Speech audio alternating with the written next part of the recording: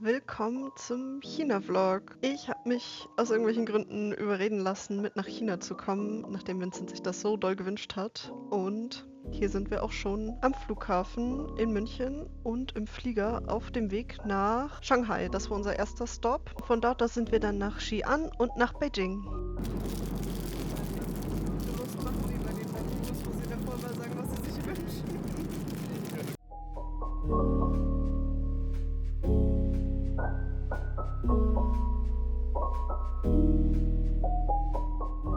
Und hier sind wir dann angekommen in Shanghai, in Airport.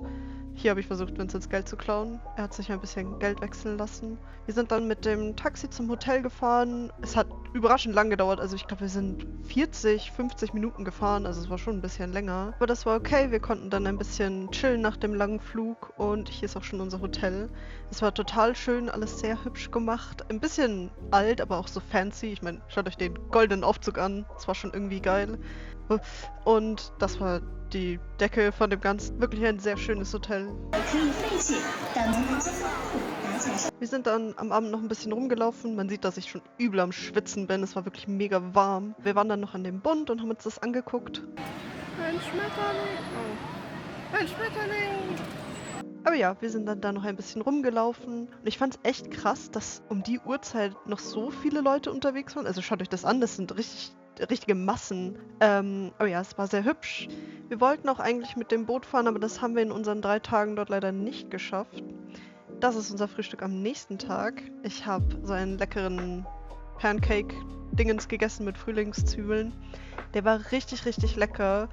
Ich habe den noch öfter gegessen, weil vegetarisches Essen in China ein bisschen tricky war. Aber ich habe es irgendwie hinbekommen. Hier ist noch Vincents leckeres Soup. Die hat 5 Euro gekostet und ich finde das so krass, weil in München würde sowas mindestens 13 Euro kosten. Schmeckt die Soup? Gut.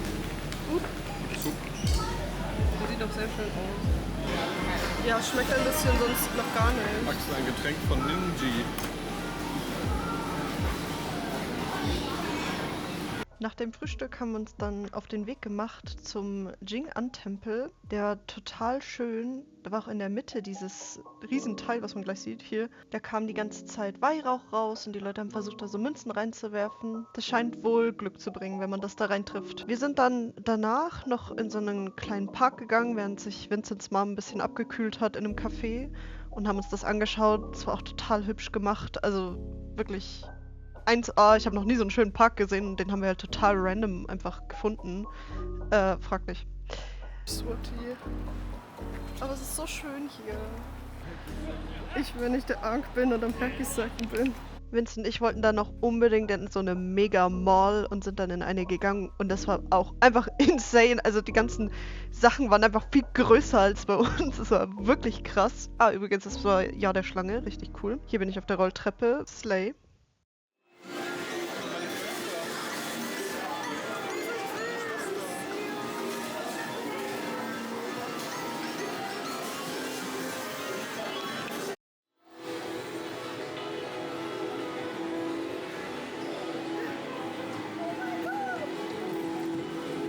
Wir haben dann was abgehakt, was ich unbedingt machen wollte, und zwar in den Sanrio-Shop gehen. Und sie hatten so viel süße Taschenanhänger.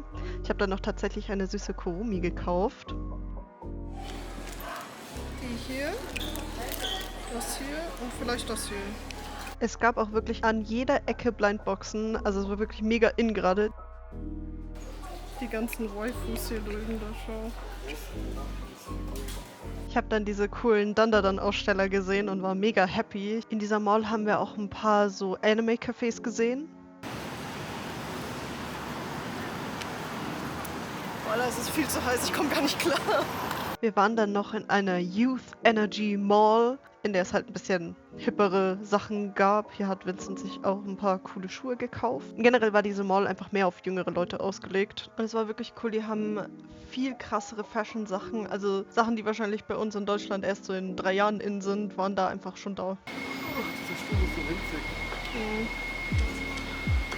Gib mal ein Interview, wie findest du es bis jetzt? Bist du happy? Sehr schön. Sehr schön. Schön.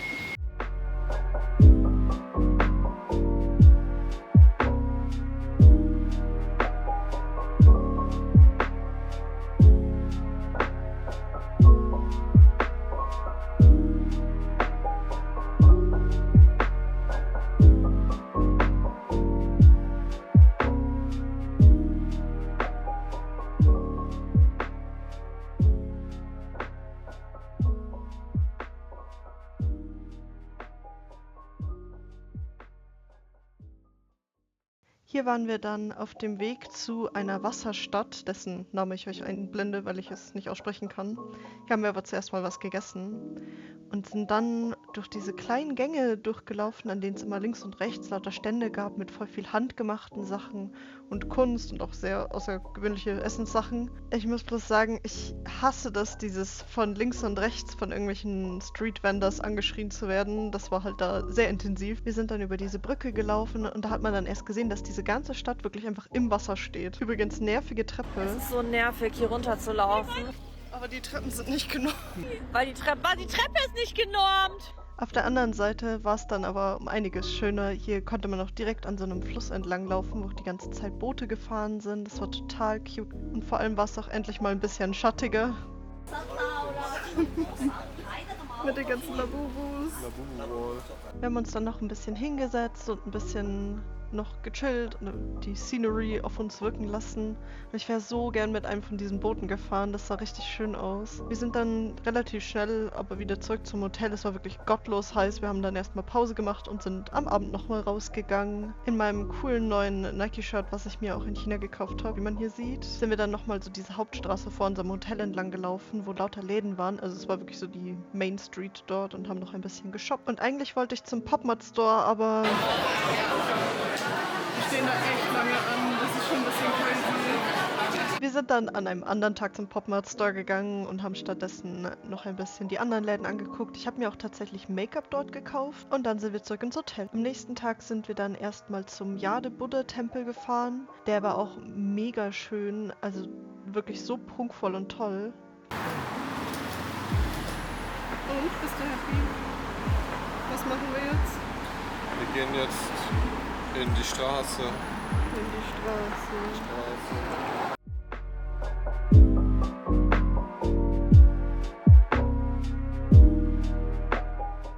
Hier ein kleiner Haul, was wir im Jade-Buddha-Tempel gekauft haben. Total viele von diesen Glücksanhängern. Und wir waren dann noch bei diesem wunderschönen Café, was Vincent rausgesucht hat. Und das war so cool. Man hat zu jedem Getränk seinen kleinen Plüschbär bekommen. Jetzt sind wir drin. Ich sag's euch, ich war so excited, meinen Kaffee zu bekommen mit meinem kleinen Bärchen dran. Man musste dann so die Nummer vorzeigen und dann haben sie einen den richtigen Becher gegeben. Und hier sieht man auch, wie sie dann die kleinen Bärchen dran machen. Und überall um uns rum waren lauter Girlies, die da ihr Bärchen fotografiert haben. Das war so süß, das war richtig wholesome. Das ist so voll der trendy Spot da. Thank you. Da ist mein Bärchen, so süß. Wir sind dann noch ein bisschen die Straßen lang gelaufen und haben ein bisschen geshoppt und haben es dann später zum Abend hin nochmal beim Pop-Mart versucht. Weiß nicht, wir gehen einfach mal rein in den Pop-Mart und gucken mal, was es gibt. Ich glaube, das ist hier toll.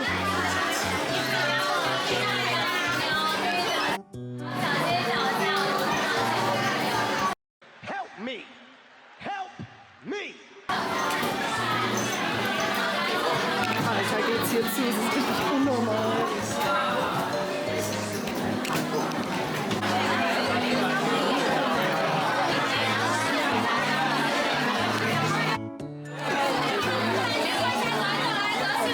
Das war wirklich Top 10 stressigste Erfahrungen. Das war, glaube ich, am nächsten Abend. Hier sind wir nochmal durch so eine kleine historische Stadt gelaufen. Das war ein bisschen entspannter. Und dann ging es auch schon weiter nach Xi'an.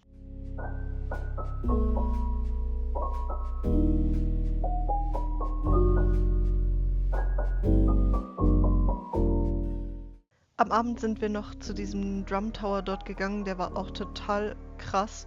Da hatten sie so riesige Drums stehen, die immer für irgendwelche saisonalen Events standen. Innen war dann noch so eine kleine Ausstellung, aber generell war auch innen der Tower einfach krass gemacht mit den ganzen bemalten Säulen. Für den nächsten Tag hatten wir dann eine Tour gebucht. Hier haben wir dann erstmal die Terrakotta-Krieger angeschaut. Endlich regnet es. Unsere Tourguide-In hat uns dann noch gesagt, dass es an dem Tag tatsächlich nicht so zuging, aber wenn ihr euch mal die Menschenmassen anschaut, ich fand schon, dass es zuging. Aber sie hat gemeint, dass es zwischendrin so schlimm ist, dass man nur noch ganz hinten an der Wand stehen kann. Ich muss sagen, ich war auch zu klein, ich konnte nicht richtig gut über die Leute drüber schauen. Ich bin ab und zu dann vorgegangen und konnte ein bisschen besser gucken. Aber noch ein crazy Fact, was ich nicht wusste, ist, dass sie immer noch mehr Soldiers finden. Ich dachte, das wäre so ein fertiges Ding, die haben die gefunden, ausgebuddelt, dahingestellt. Aber die haben sogar schon markiert, wo sie dann die dritte Halle für die ganzen neuen Soldiers hinmachen. Hier sieht man, wie ich den Regen enjoye, nachdem es endlich mal geregnet hat. Da waren wir auf dem Weg zur zweiten Halle. Hier konnten wir dann zuschauen, wo sie tatsächlich die neuen Soldaten ausgraben. Das war total interessant.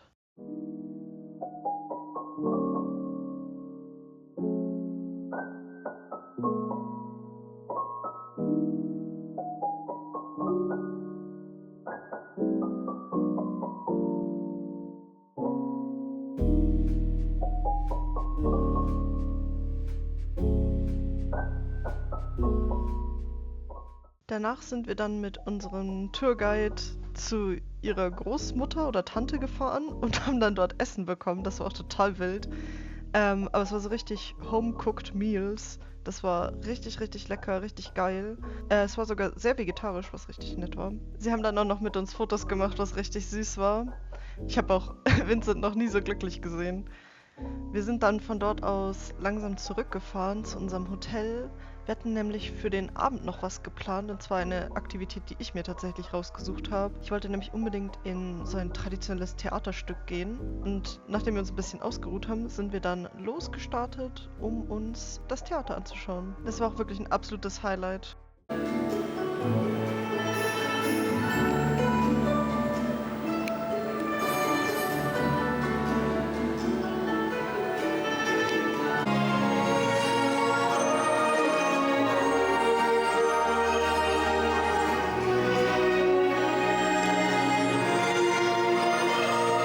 Kommen wir zu meinem Pop-Mart-Unboxing.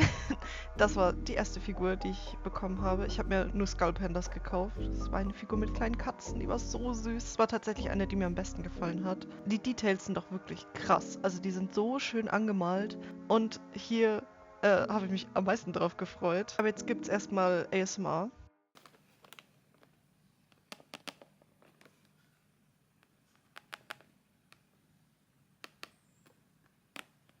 Ich wollte auf gar keinen Fall gelb oder grün. Die Official Pop-Mart Sachen haben auch immer dieses Seal drauf, das wusste ich davon nicht. Ich glaube, für diese Blindbox habe ich wirklich mein ganzes Glück aufgebraucht.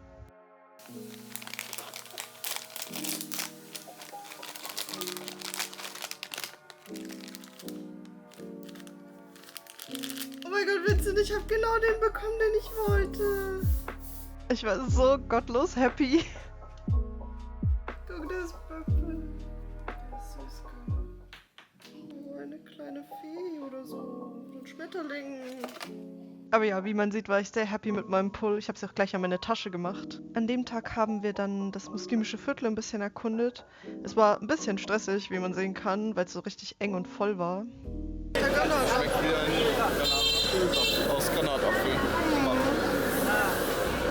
Aber ja, ich habe mir erstmal ein schönes Getränk gegönnt und dann sind wir gleich weiter zur Moschee gegangen, die in so einem chinesischen Tempelstil gebaut wurde. Das habe ich auch noch nie gesehen, aber es war halt trotzdem eine normale Moschee. Und wir haben noch so lecker Byang-Byang-Nudeln gegessen. Ich habe mich da so drauf gefreut, weil ich das auch davor schon kannte und da halt zum ersten Mal probieren konnte, so richtig authentisch. Hier gleich eine Warnung, ich stelle mich gleich mega an beim Essen, weil die Nudeln sehr slippery sind. Aber nachdem ich mich so angestellt habe, habe ich es irgendwann geschafft. Und es war sehr lecker, sehr gut. Ich habe auch noch nie so orange-rote Karotten gesehen, aber die waren richtig lecker. Also irgendwie besser als bei uns, keine Ahnung. Ich war bloß mega happy, endlich was ordentliches, vegetarisches zu essen. Später an dem Tag haben Vincent und ich nochmal was gegessen und aus irgendeinem Grund haben wir 6 Suppen bestellt. Wir waren ein bisschen verwirrt von der Karte. Zum Abend hin sind wir dann auf die Xi'an-Stadtmauer gegangen. Da habe ich mir erstmal was zu trinken gekauft. Ich glaube, das war auch eins meiner absoluten Highlights. Da oben lang zu laufen, während so die Sonne untergeht, war einfach total entspannt und schön. Und dann waren überall noch kleine Stände, wo man kleine Charms kaufen konnte. Die Aussicht war auch total toll und wir haben halt wirklich aktiv den Sonnenuntergang anschauen können auf der Mauer.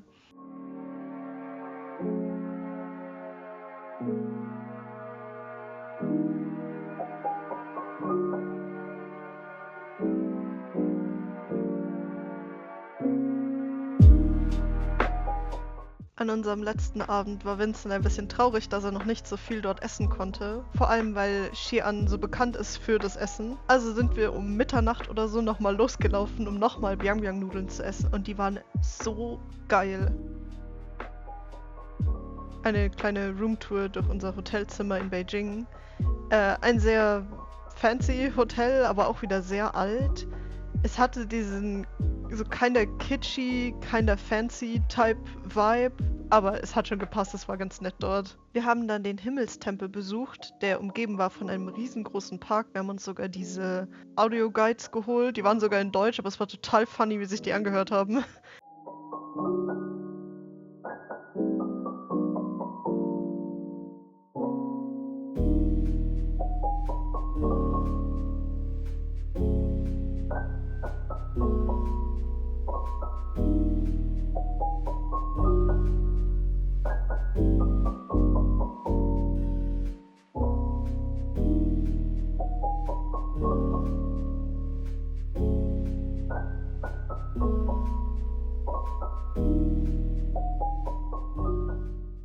Ich weiß noch, dass ich an dem Tag nicht so gut drauf war, weil nach, ich glaube, 7 oder 8 Tagen nur rumlaufen, war ich irgendwann so fertig. Ich konnte es gar nicht mehr so richtig genießen, aber ich habe mich durchgekämpft und habe mir noch alles angeschaut, weil wenn ich schon dort bin, muss ich auch alles gesehen haben. Das hier ist die verbotene Stadt, in die wir dann gegangen sind. Die war reichlich unspektakulär, um ehrlich zu sein.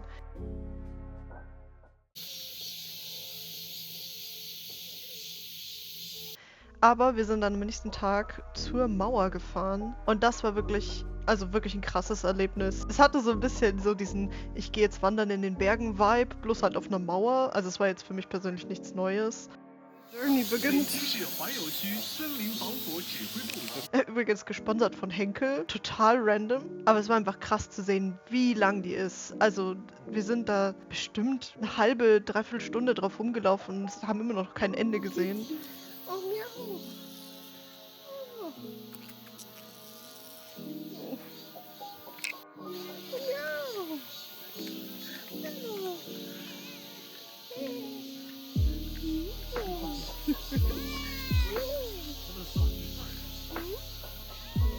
Du bist ja eine Süße.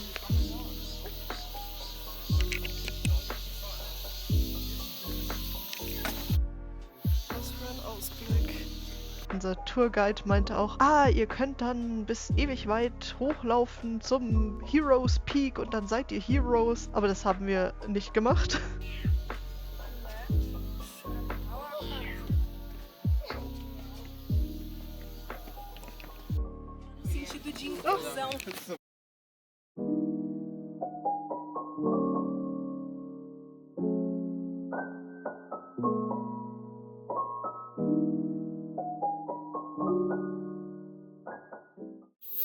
Es läuft richtig runter. Ich bin richtig nass einfach. Und mir auch. Aber da hinten geht's noch hoch. Aber da werden wir nicht hingehen. Sehr gut.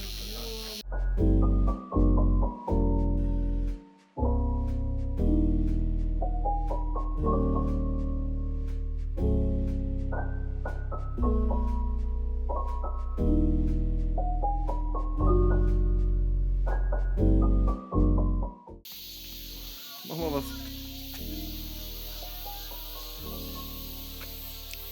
Wir sind dann danach noch zum Sommerpalast gefahren, wo wir mit einem süßen kleinen Boot auf dem See dort rumfahren konnten. Wir waren schon relativ fertig von unserer Wanderung, aber haben noch so coole Sachen gesehen, wie dieses Schiff, das einfach aus Marmor ist.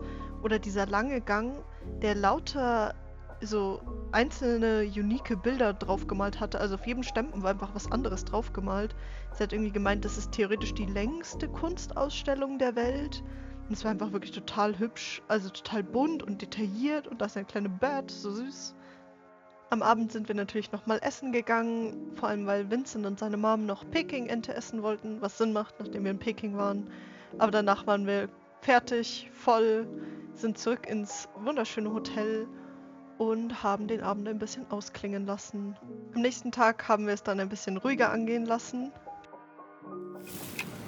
Eine leckere Pizza mit Handschuhen Ich will auch nur essen. meine Handschuhe anziehen. Kann die mir passen? bestimmt.